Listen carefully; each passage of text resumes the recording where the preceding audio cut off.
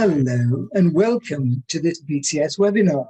It's the first in a series of 3 cloud-related webinars, and we have got a superb panel of people.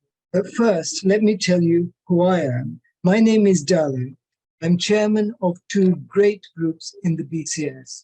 They're both London-based groups, and they are the Central London branch and the North London branch of the British Computer Society, that is to say, the Chartered Institute of IT. And if you're not a member of the BCS yet, let me recommend you join us, because we have got some great people. I'll see a number of them tonight. And I would first of all like to hand over to our compere and moderator for this, Brian from BCS. Brian, over to you. Thank you very much, Dan. I appreciate that introduction. So welcome, everybody. My name is Brian Runciman. I'm head of content and insight at BCS. But really, I'm just somebody that's going to lead into the people that know what they're talking about. So let's introduce them first of all. Sadly, Paul Williams couldn't be with us. He's not too well, so we send Paul our good wishes. But if we can just ask our panel to introduce themselves briefly and give an overview of their approach, their thoughts initially, and we'll start with Rashik, if that's okay. Rashik, thank you. Sure, yeah, thanks, Brian. It's Rashik Parmar. I'm Group CEO of the BCS. Previously, I was IBM Fellow and VP Technology at IBM for 39 years. And really, from a cloud perspective, I've been involved in a range of initiatives for many years, helping clients think through the adoption of cloud. So I'm looking forward to the conversation, hopefully providing some fresh insights and answering questions that colleagues have on the call today. Brilliant, thanks, Rashik. Christine, can I ask you to introduce yourself, please? Thanks, Brian. I'm Christine Ashton, and I've been working on and off with the BCS for many years, and I've also been a CIO in various businesses over the years. And like other colleagues on the call, I've done quite a lot of work on cloud, not just lift and shift style cloud, but actually really leveraging it and leveraging it for business value, both with customers and both internally. And looking forward to the conversation. Thank you, Christine. And over to you, James, please. Thanks, James Davenport, Professor at the University of Bath, member of BCS Council and Trustee Board, and indeed formerly a Vice President of BCS on the academic side. For the last 2 years, I've been chairing the project that's been moving Bath's high-performance computing, not the whole of it, but high-performance computing, both for teaching of high-performance computing and research using high-performance computing into the cloud. And in fact, we went live 3 weeks ago, and I've not yet been hung by the users, which is one of my metrics of successful project chairmanship. And I too look forward to the conversation. Thanks. Lovely. Thank you, James. Well, I'd like to say a big welcome to all of you. Now, for those of you in the audience, you won't be able to turn your cameras on or anything like that, but you can, and we really encourage you to stick some questions into the Q&A section. Now, there is a Q&A and a chat section. I don't really mind which one you use. People tend to leap in, but the Q&A one's easier, that's what I'll say. So if you can put questions in the Q&A, we have loads to talk about anyway, but we do give precedence to people giving live questions in. So please do that. So I'll be keeping an eye on that as our distinguished panelists talk about some of the things that we have lined up.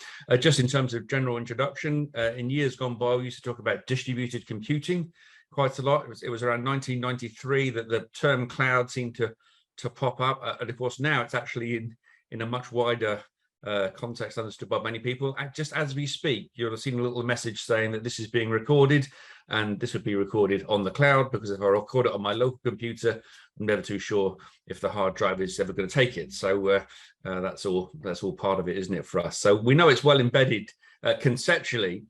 These 3 events that we've got going on, we're covering a lot of very interesting ground. Today, we've asked the question, what is cloud anyway? So we're looking at a bit of the history, a bit of the things that cloud has changed.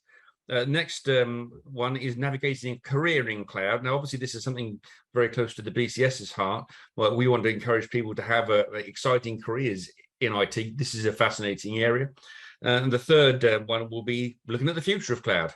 Again, lots of potentially exciting stuff to talk about. There will be crossover between those three, absolutely, undoubtedly, but those are the general things.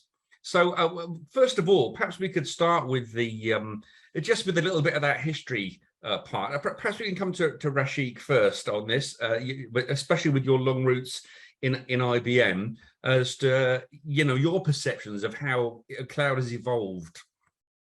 Yeah, Brian, I think cloud really evolved from a number of angles. One is the prevalence of things like social media, and as social media started to really mushroom and take large audiences with it, we needed to have data centers which were capable of handling those large volumes, and cloud was emerging in parallel. There'd already been quite a number of initiatives to try and kind of standardize things like infrastructure and operating system. So we had the whole Intel platform, Intel standardized Intel servers as blades, and then you had the operating system, which largely became Linux or a Linux variant, and the growth of Red Hat and SuSe and the other kind of Linux distributions. That gave you a standardized building block, and as that standardized building block was built out in these data centers, they had to manage large volumes of servers and large volumes of data and users in a very efficient, effective way. So they used very carefully defined disciplines around how we build out those servers, how we manage the workload, how we make sure that the users are getting a reasonable response time for all the kind of range of interactions they have. And I think that's where cloud really mushroomed. And then as you saw this kind of elastic workload, which was almost limitless, you could have vast workloads being sprayed onto these servers, and they were able to handle it. The architectures for how that was built out was quite key. And we talked about at that time things like infrastructure as a service, and then we talked about platform as a service. Some people talked about data as a service or software as a service, and there's a number of kind of as a service structures were built out, and each one of those were there to define what I refer to as a level of commoditization. Because once you've got that level of commoditization, below that, everybody was optimizing them to try and get to the point where those infrastructure or those components, whatever that componentry was, would be there for the long term. And I think that there was an interesting conversation I had with David Baddiel, and if anybody's interested, David Baddiel actually asked the question, what is cloud? He did one of these 15-minute conversations on Radio 4, and he came to the offices where I was working to ask that question, because you can imagine that question came from the BBC to many institutions and organizations, and we were one of the organizations that were asked that question, and it was quite interesting trying to explain to somebody who's a layperson what is cloud, and he did a really good job. So I think some of the insights that David gathered from the various conversations, and you'll hear my voice in there as well, because we had a very interesting 1 hour's conversation where I took him through some of this history and where we got to. But fundamentally, cloud is really about using somebody else's server, right? That's what it comes back to, and using it in a standardized way so that you don't have to worry about what sits below that. You just expect it to work. And as long as you stay above the kind of level of what's defined for you, then it's great. Thank you, Rashik. Now, Christine, you've got a very particular angle here because you're a CIO. So tell us a little bit about your experiences thus far, how it's evolved for you. Well, I think the important thing as well, as Rashik points out, there's always things that happen in time that cause change, isn't there? And I suppose quite a few years ago as well, companies had suddenly recognized that maybe some of them weren't IT companies after all, right?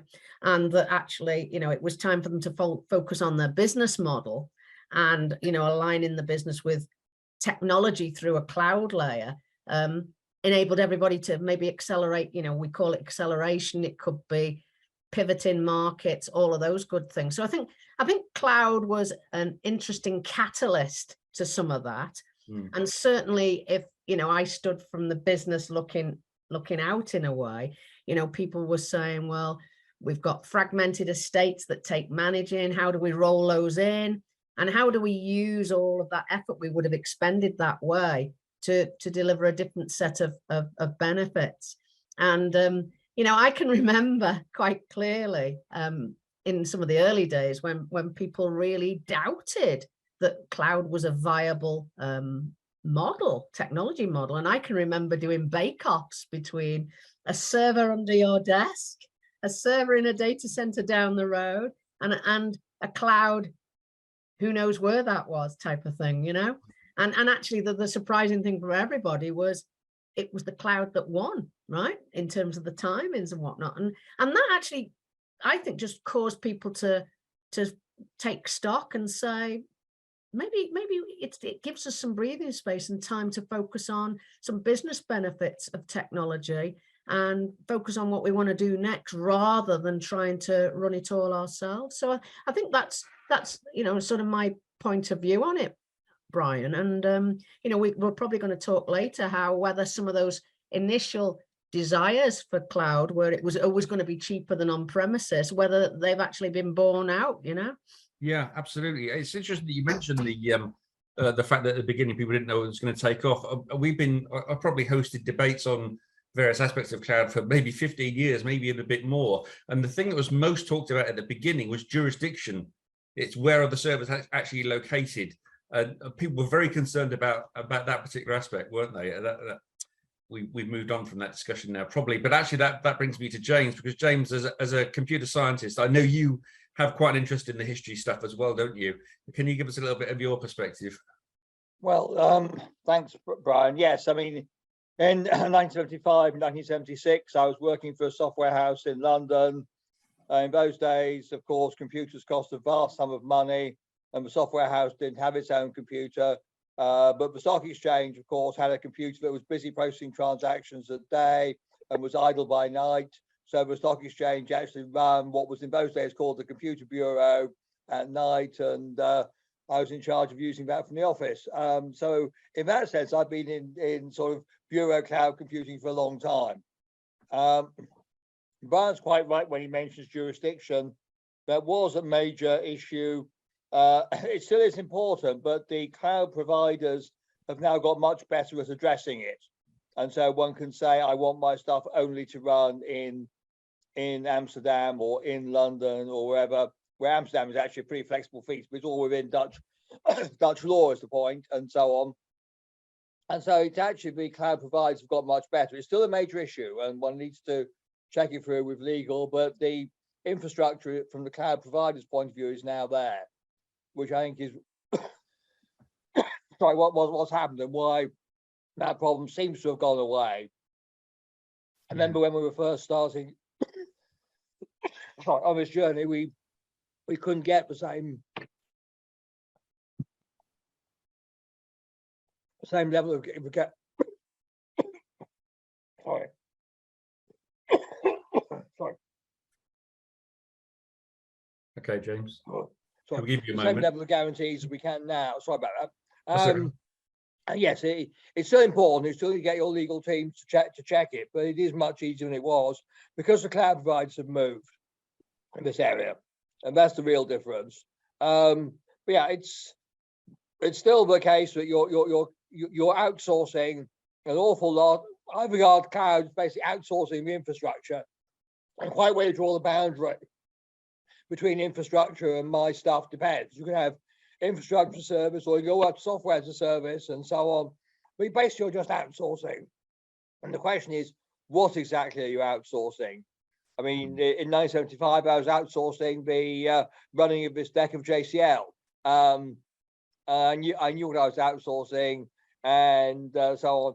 And now it's more complicated because you're outsourcing the computation, you're probably outsourcing the storage, you're outsourcing some of the security, like so if you're running in some company, some cloud provider, they're responsible for making sure that no one breaks into that physical machine, that physical building. Who's responsible for making sure that no one breaks into the virtual machine? This is where it gets much more complex.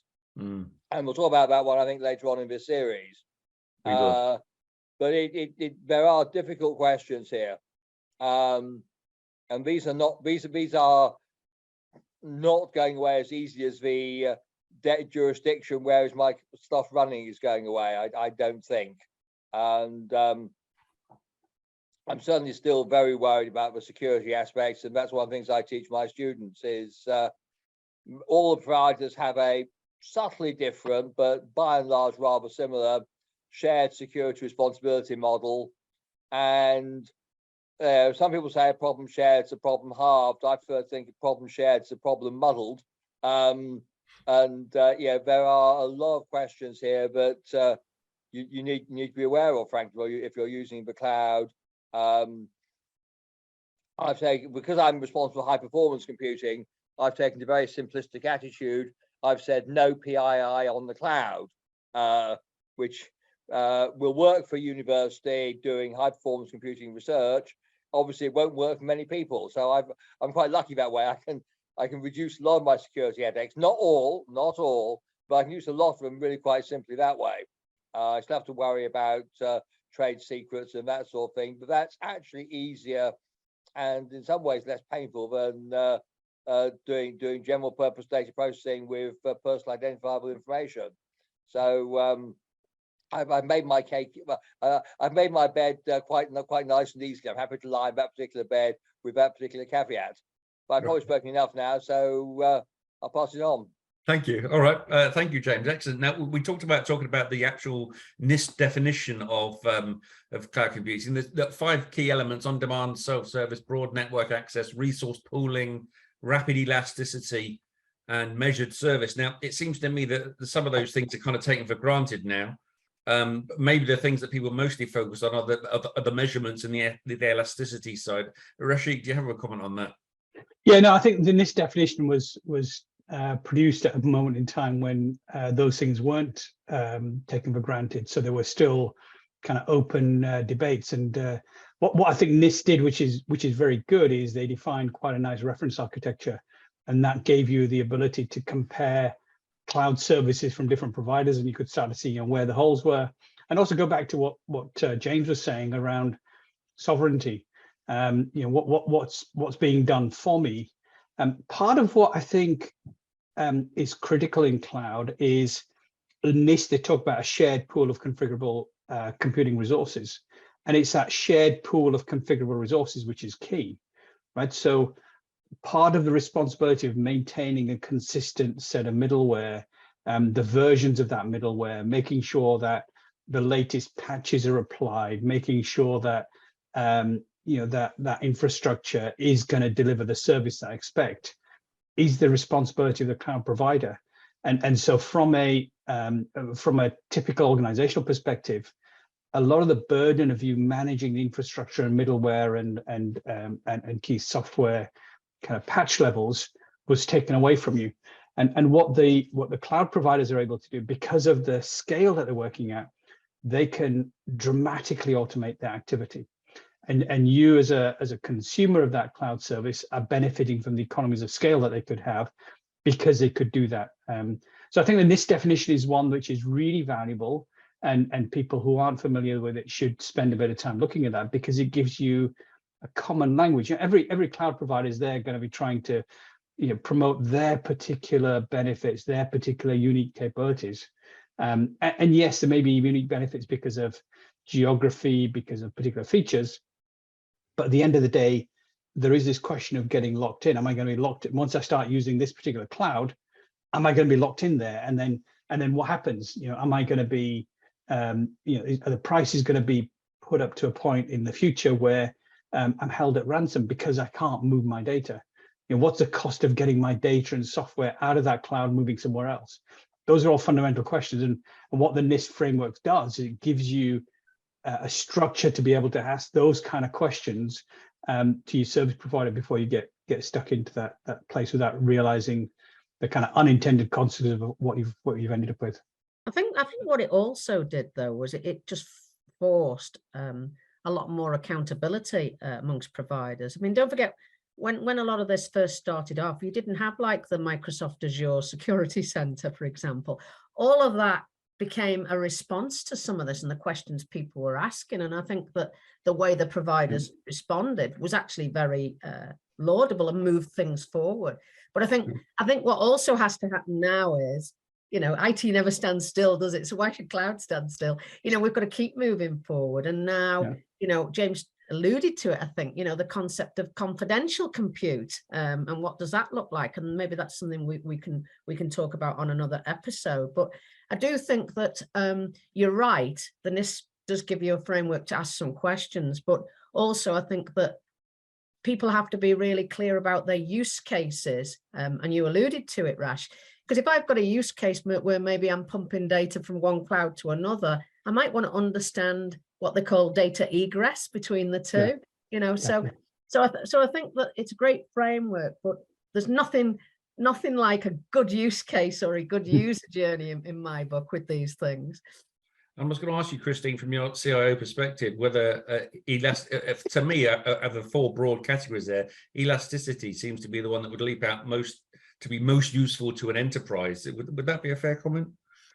Well, I think it depends. It's always going to depend, isn't it? And it depends whether your applications often are structured that way. If you were thinking about burst capacity in terms of payloads, so, you know, maybe you've got your ERP and you're doing, you know, lots of different things or running a massive, you know, some massive data processing. So I think it depends where you're operating. I wouldn't say that that's been my biggest use case for it, if I'm honest. Yes, I've had to run e-commerce where, you know, you've always had a Black Tuesday or a Green Friday or a Christmas Day where you know you're going to get lots of orders, and you know, because e-commerce was technically architected in that way, it made sense to use cloud to support it. But I think where people have struggled is where things have been architected for, you know, remember 3-tier or whatever, and they weren't necessarily quite as easy to leverage the burst capacity concept, right? And I think these days we're looking further up the stack, aren't we? We're looking at software as a service, because really that's just really about buying cloud, but perhaps a different way. And then I think, you know, burst capacity there is almost built in for you. And, you know, if you put more orders through a cloud ERP, for example, it just naturally acquires more capacity and you don't even feel a thing. So I think it really depends. And I think that people just need to think very carefully again about, you know, what is it you're trying to use this for? What's your economies of scale? And where do you have these outlier events, if you like, where your capacity just has to go outside of the normal distribution curve, you know? Interesting. Okay, I'm going to join two of our discussion points together here, actually, because the main principles in this, James, don't actually mention much about security. Coming back to your point that you mentioned earlier, and the next thing we were going to discuss was hybrid cloud. Now, of course, when things go that way, security becomes even more important. Is your perception that we perhaps made it more difficult for ourselves from the outset with those initial definitions, even? I wouldn't say that, no. If anything, the definition made it slightly simpler, not enormously, but the secure problem is about the real world, not about the definitions. And of course, the trouble with security is that in the old days, I looked at my firewall and so on, and the attacker didn't look at my firewall. He looked at my LinkedIn profile and how vulnerable I was to social engineering. And the same is true. The defender can produce all the definitions he or she wants, but the attacker isn't going to look at those definitions. The attacker is going to look at the weaknesses between the definitions, and that's the way attackers work. The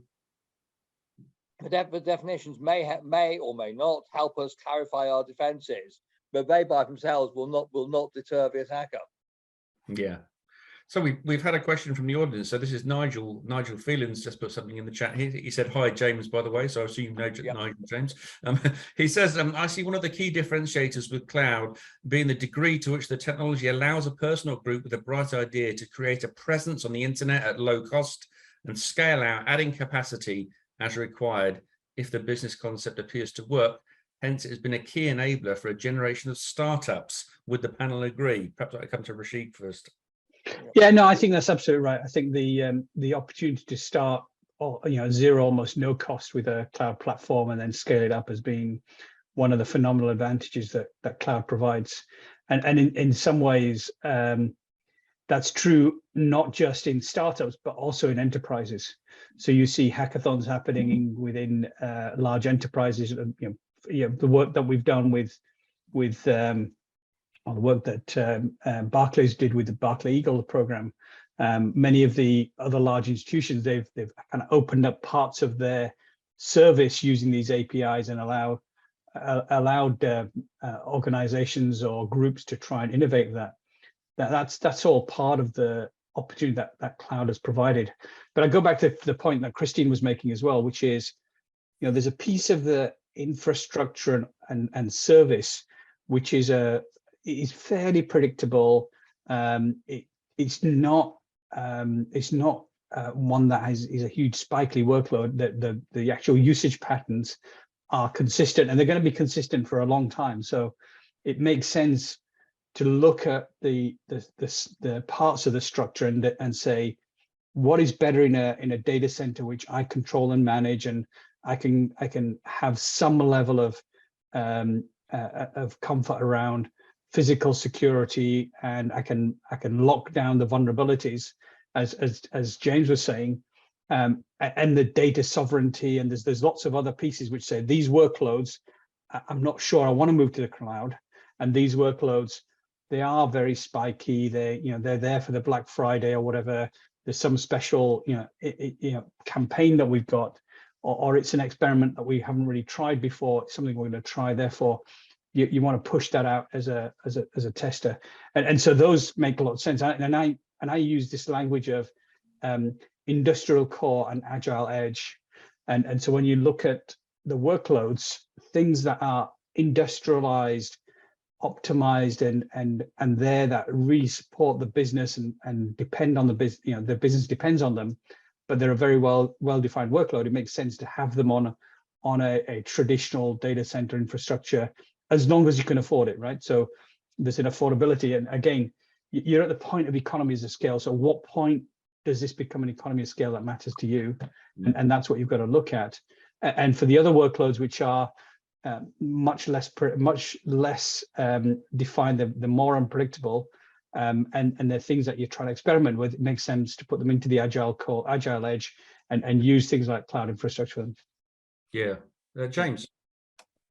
Yes, thanks. So not only that, but it also means that the entrepreneur Nigel's talking about, and hi Nigel, also has access not just to computing, but to reliable computing, in the sense that he's safe against things like hard disk failures and so on. He's got, as this definition suggests, good networking, and it's extremely hard to get resilient networking. Yes, if you like, you can buy 2 network services from 2 network providers, but the odds are that they're actually running on the same physical cable anyway, and one JCB or one man with a jackhammer can destroy the one cable which destroys both your main link and your backup link. I remember at the University of Bath some years ago, when I was actually interested in network resilience, it took emails from the vice chancellors of CEOs of networking companies before they come and actually demonstrate to me they were leaving the campus by different routes and going physically down different hills to different switchboards in the city centre. That's something most small businesses can't achieve. So it's not just the ability to have a service, it's the ability to have a reliable service. And if you're a startup, a few outages is all it takes to destroy a reputation, irrespective of the underlying quality. And cloud will buy you, I think, really quite a lot that way. I mean, it's interesting to note that the Met Office have just gone for not quite cloud solution, but they're outsourcing their data centers as a prelude to a full cloud solution, simply because the cloud providers can provide greater redundancy than the Met Office can. And when an organization that big as the Met Office decides that other people can do it better than they can. It's probably the case for many smaller organisations as well. Well, there's also an important point there that you've raised, and I mentioned it earlier. Some people say they're still waiting for it to pay off, but you raise a really good point, which is actually when we're looking at cloud, you've kind of got to look at the total service ownership. You've got to look at, well, actually, I'm getting redundancy in there. I'm getting disaster recovery in there. And as Rash was saying earlier, I'm getting my security in there. So sometimes I think we don't always do the business case as thorough as we perhaps need to do and compare apples with apples with cloud. We think, well, I could run that rack of service cheaper type of thing, rather than actually we should be saying, yes, I could run that rack of service cheaper, but with cloud, I'm getting another rack, which is my DR, and I'm on my security. So I think it's also very important to think about how we think about the costs.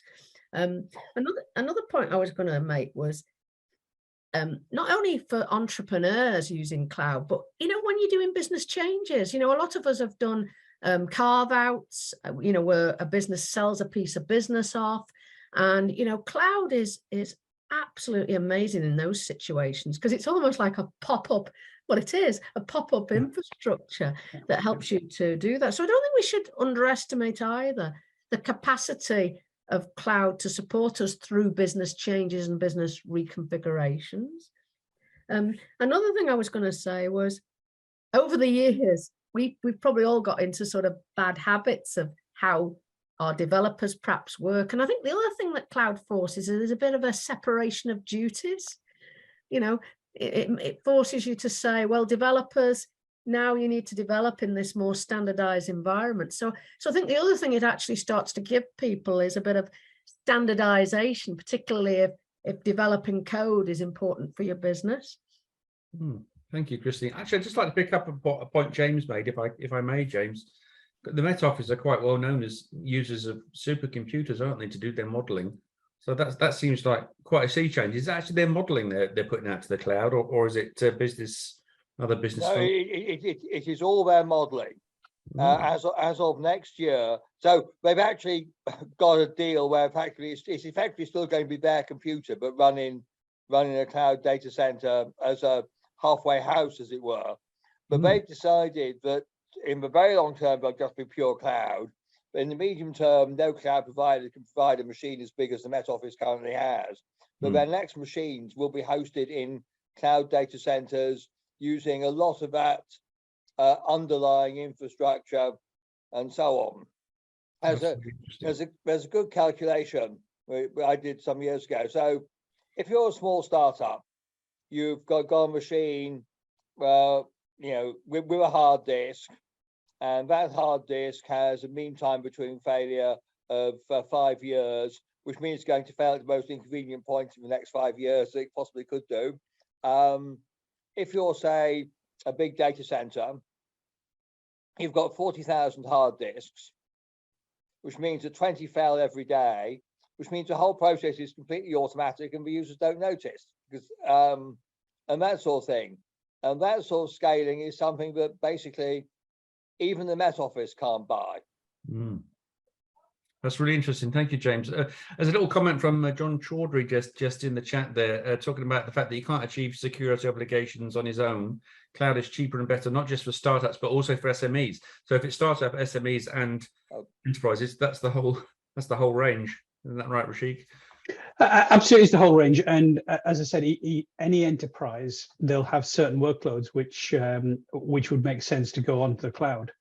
But there will be certain workloads which they say, for whatever reason, for competitive advantage, for data sovereignty, and because they can afford to have all the other ancillary capabilities, the security, the maintenance, all that stuff, because they can afford it, then it makes sense. But so the line between what is standard and what is unique to you is rising, and therefore, as that line rises, the value of cloud or the applicability of cloud expands, right?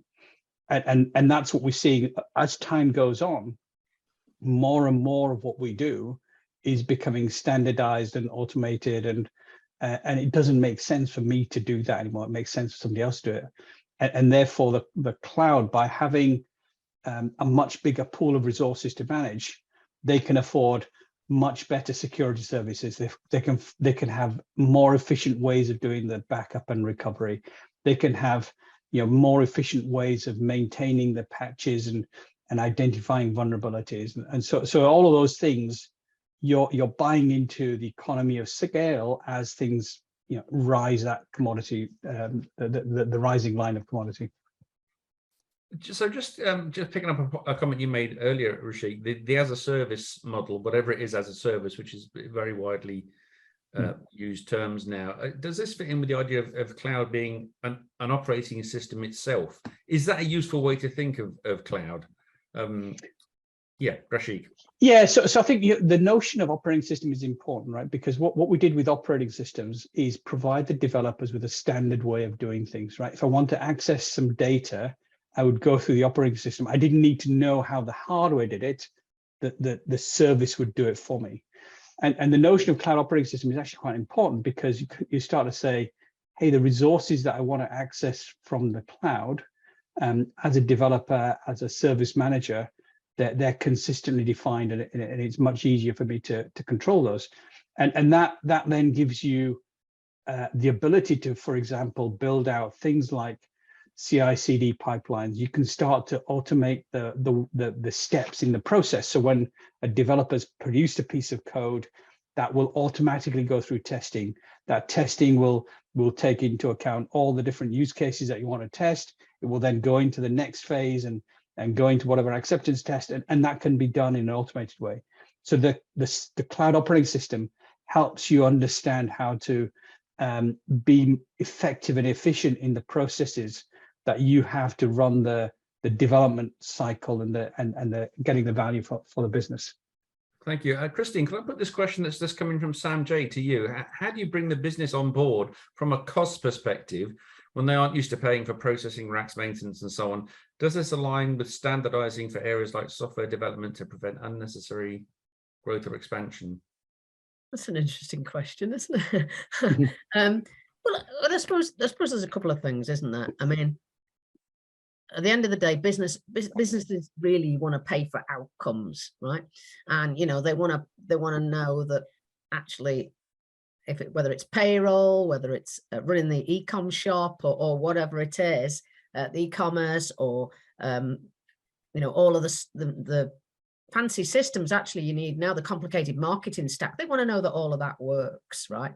So I think the more we can actually channel some of these costs to outcomes, I think it helps. I think thinking about costs just for cloud is useful. Don't get me wrong, it's useful, because what it also helps is good habits, right? Because again, some people have been saying, well, cloud, it can be a runaway cost. And indeed it can, if we don't close things down, because it's not like having your own data center where you can get a sense of what's running. You have to make a special effort, don't you? Or have special tools to really look at what you're spinning up, what you're not spinning down, and how much that's costing. So I think there's two sides to this. One is this whole discipline of how you use it and interact with it. And you make sure that you are really watching that. And also from a security point of view with your developers and their practices, monitoring the cost is important, because we all know that, GitHub is a great thing, but sometimes things get leaked through it, for example.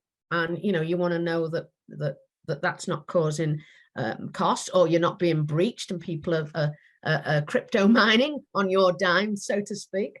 So I think that there's these two sides to it. It's looking at the good habits and thinking about the cost and thinking about waste, and that probably plays into the whole ESG agenda, for example.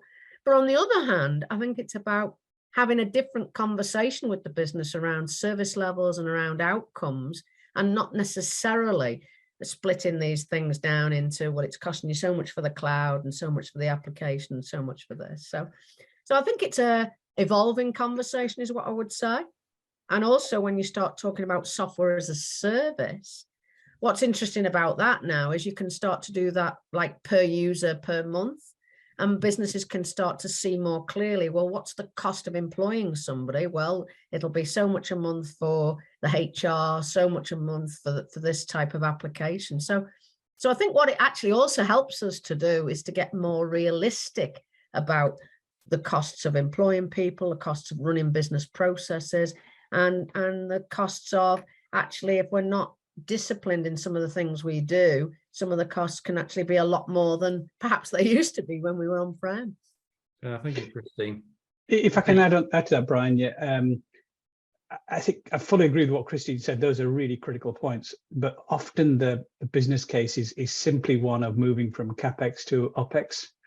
And the CapEx to OpEx discussion from a business perspective makes a lot of sense, because you have these lumpy, massive costs for moving from, if I'm going to just increase my workload by 5%, all of a sudden I've got a big cost to come for my equipment, which I hadn't factored in there, and that can be really damaging to the business. But once you've got an OpEx, you can have a per unit pricing, which links back to the pricing that you have to the customer. So your business can scale much more easily, and you've got this, as it says, you've got this elastic cost.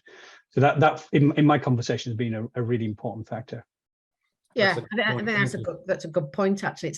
It's quite interesting how quickly we forget about CapEx versus OpEx. We're all starting to get used to OpEx, really, aren't we? And yeah, exactly. And I suppose another point with that, what I always used to say when it was OpEx was, when you were thinking of the benefits, so maybe the benefits of bringing in like a SaaS product, it would be, well, if we now think of it as OpEx, we could think of it as people, headcount. So actually, how are we going to be more efficient with this, so that actually, we get the most out of that, virtual headcount type of thing. So yeah, but it's interesting how quick you forget about CapEx, isn't it, really? Yeah. Thank you. We've had a brilliant question just come in, moving it from CapEx and OpEx to CSR. So Kerry Jones, I hope I pronounced that correctly. Kerry Jones says, can we or should we assume that the cloud providers are addressing the ecological impact of their environments better than their customers could? And should this be part of our apples for apples comparisons? Perhaps I can come to James for a comment on that one. That's a very good question indeed, and I wish I knew the answer to it myself, because I keep getting asked this. The answer is it depends partly to what extent you actually trust the cloud provider, and of course, as we all know, electrons flying down the grid don't know if they're green electrons or not. They're just electrons. Of course, they aren't flying, just being, etc., etc. But yeah, I mean the big cloud providers, simply by virtue of being big buyers, and are in more position to leverage and say, quote, we have energy from renewable sources and so on. But is that the whole of the picture? No, it's not. And they're going to do the best they can for their own purposes to minimize energy and so on. And they can probably do a better job than the smaller firm can do. I visited the supercomputer center in Germany, where they reckon to have where they could use enough heat from the electricity to do building heating. They actually had an efficiency greater than 100%, or power utilization ratio of 0.98, to turn the other way around, simply because a lot of heat was being recycled. But to do that, they had to have a variety of pumps. They have their own deionization plant in the basement to make sure they were using deionized water, so the leak didn't actually cause damage for chips, and so on. That's the sort of thing you and I can't do. But how well it's reported by, I don't know. And of course, one of the side effects of going to a cloud that, quote, always has the latest technology is it's throwing away much more e-waste. How well is it doing that? It's not obvious. Mind you, how good is my own university's e-waste recycling? Again, we contract it out, and we don't know either. My own view is that simply because of scale and because of the pressure on them to control costs, the cloud providers are probably doing a better job of simple ESG, and complex ESG is complex. And I'll be honest and I say I don't know the answer there. That's why I tell my boss. Well, it's a great subject for a debate, then, isn't it? Rashik, this fits right into BCS's aims, doesn't it? It does, and BCS is one of the trailblazing members of the Responsible Computing Initiative, which is an open group initiative which we championed over the last year or so. And that starts to talk about what is a responsible data center and how do you define the level of effectiveness of how it's managing its carbon footprint, its environmental impact in its broader sense. So not just carbon, but what about water consumption, any rare metals? What's a responsible infrastructure look like in there? How are you cycling that? How are you keeping it for the longest time period possible? And then what does responsible code look like in there? What is the real carbon footprint of code? I can write a piece of code which can do 1 + 1 = 2. I can do it in a way which uses almost no instructions and a few instructions if you like, and I can do one which uses millions of instructions. Do I know what I'm doing then? Am I being thoughtful in how I'm doing my coding? Similar with data use, right? So when you look at cloud data use, because it's there, we forget about it. We stockpile things. It's the old attic problem. I don't need to worry about it, so I'll put it in the attic. And we did some work with one of the organizations some years ago, and they had over 100 copies of the same data set. That data set was petabytes of data, right? And they hadn't thought about cleaning that up. They said, we just need it. So they had multiple petabytes of this data just sat there because they might need it. And there were much more efficient ways of handling it. So as you go through that, the Responsible Computing Framework, and I'd urge everybody who's interested in this to go look at the Responsible Computing Framework on responsiblecomputing.net. It is a good structure for how we think through that. Now, then the question that Cherry was asking was, is that tied to, do I expect the cloud providers to be doing that? I think there's enough economic pressure and societal pressure on them to do that. Are they all doing it in the same way? Well, I think it's difficult to say, and I'm on James's side here that we don't really know what's going on inside there. We get some views. Remember, they're commercial entities, and therefore they have their own commercial pressures. So they will be they'll be using a language in a way which allows to make sure that they're seen as the best. I don't think there's enough work that's done to be able to provide the kind of comparisons we need there, which is part of the reason why we're driving that Responsible Computing Framework, to get that comparators. I mean, that's an important point, isn't it? Christine, perhaps I could ask you this. Do organizations, when they look at these services, look beyond the sort of greenwashing that inevitably people will do and look at actual numbers? What's your feeling on that? Oh yeah, absolutely. And I mean, SuSe, the company I'm CIO for, we make operating systems, and the issue with that is, because of some of the issues we've talked about tonight, some of our work has to be on premises, right? And funny enough, recently I've just procured a new colo center, and I literally went to see it, and I went through all the figures.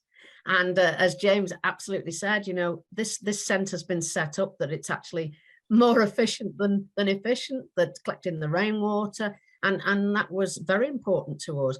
But also, as important is what Rash was saying. You've got to think about total ESG.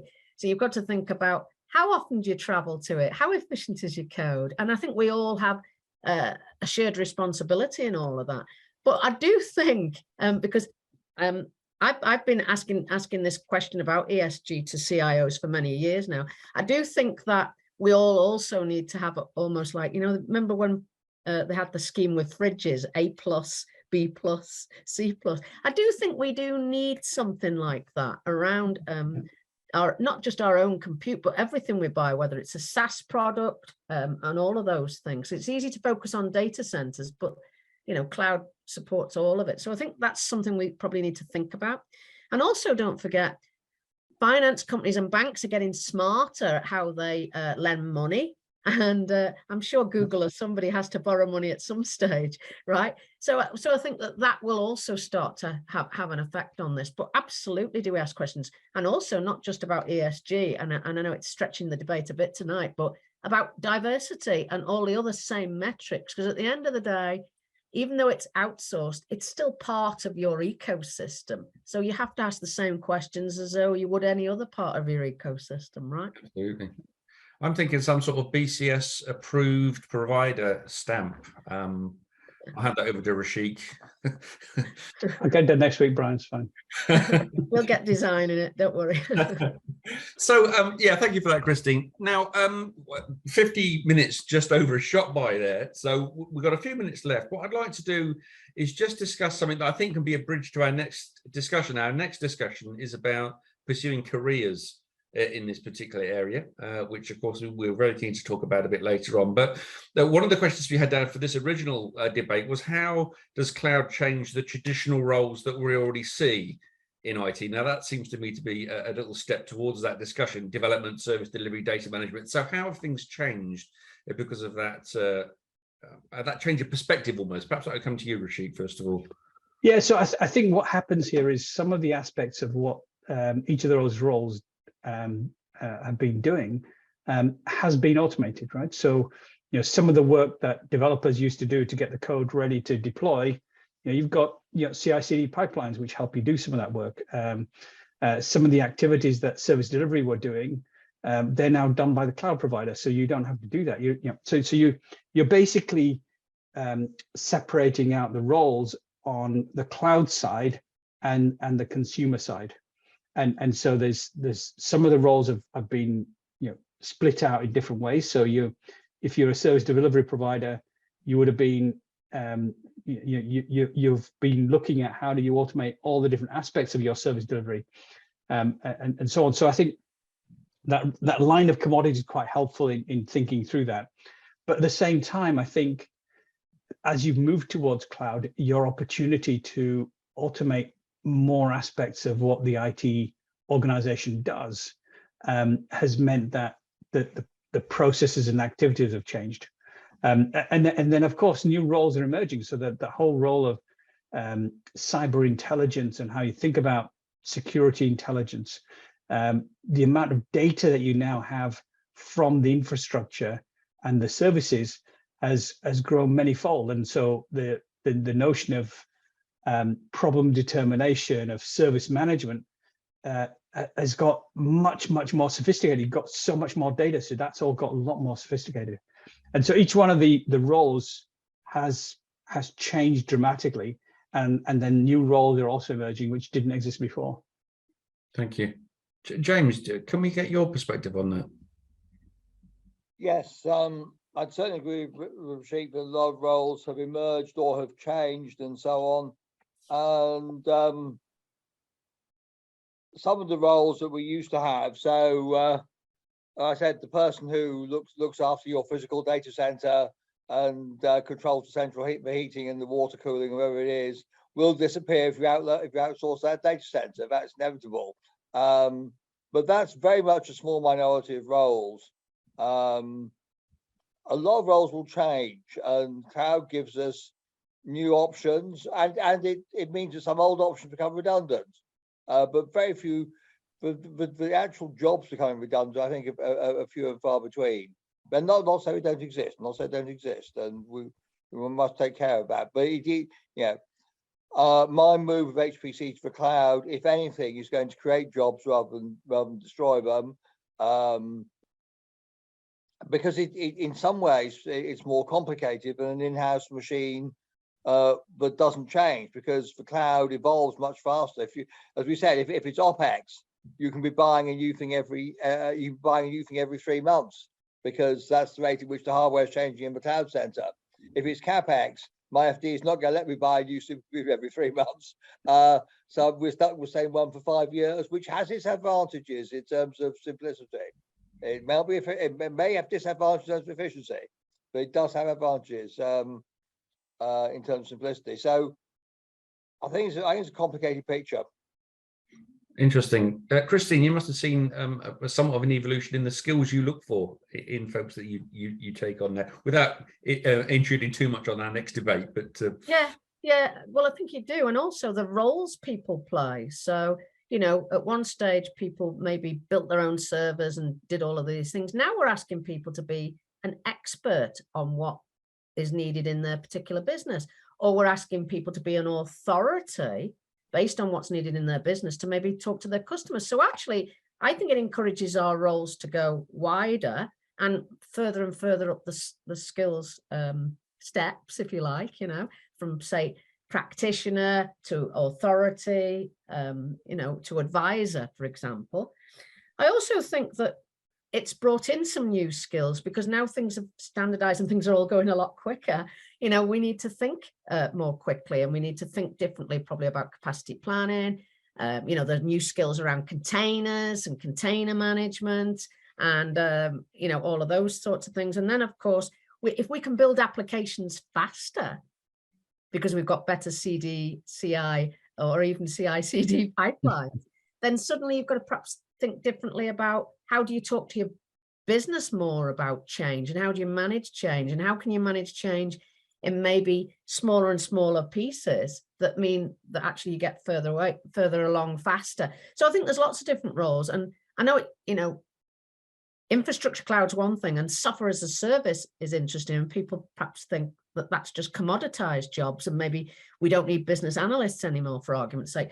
But actually, I think it's made things more interesting because now you're starting to think about how can I help the business change a little bit so as it can fit to standard. We were talking about the cloud's power to commoditize. So how can the business look and think about its invoices and maybe it's some of its supply chain processes the same as everybody else, so that in my role in the business, I can start helping them to innovate and do more interesting things. So I think it's opened up a whole host of avenues for us.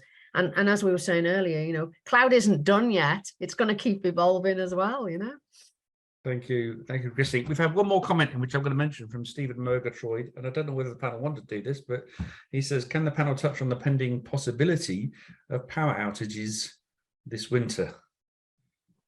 Yeah, so I think the cloud providers are looking at various options here. I mean, remember that they have a range of battery backup type technologies. They have their own generators, so they'll be looking at how do we keep the service running regardless of whatever happens to their energy source.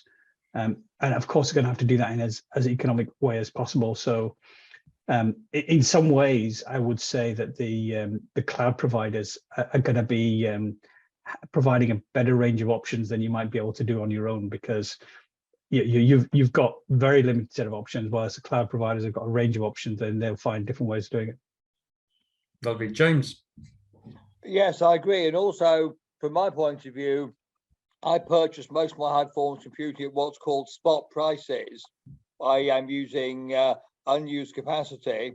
And of course, they've always got the option of turning off racks, reducing their capacity down to what the market will bear. And I'm advising my people that getting jobs run at spot prices might be rarer. Because they can manage demand as well as supply, and they have a lot of pricing structures at their disposal to do that. Thank you, James. That's been a fascinating conversation, folks. That's virtually our hour. I'd like maybe to ask you if you have any closing remarks you'd like to make. Our theme was what is cloud anyway, and I think we've had a good thorough look at that. Our next conversations are on navigating a career in cloud and the future of cloud, but maybe closing remarks now on your thoughts from today's conversations. Can we start with you, Rashik? Yeah, so firstly, I just want to remind people that this is one of the Fellows Technical Advisory Group seminars. So we've partnered with Dalim and the team to bring that. And what we're trying to do here is showcase the range of expertise that sits in the BCS. And I'm delighted by the range of perspectives. Shane Paul wasn't here. Paul brings a very clear perspective from Google and the work that he does there. So it's been valuable to have him, but we'll have him next time. So I think on your journey to cloud, you've got to understand where it's come from, but get ready for creating the kind of future that you want. I think the time from idea to outcome is shortened as a result of cloud. And you should be looking at trying to get things done as quickly as you can by using the range of automations and techniques and tools that are made possible because of cloud. Thank you.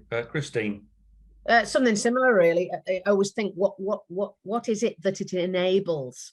Cloud is yes, it's interesting, but on its own, it's capacity. But what is it that it enables? And I think what we've proved tonight is it's just not one thing. Lovely. Thank you, James. I very much agree, and also we had some really good questions from the audience. They weren't basic questions at all. They were really deep cutting questions, and I found myself more than once saying good questions. So well done, the audience as well. Thank you.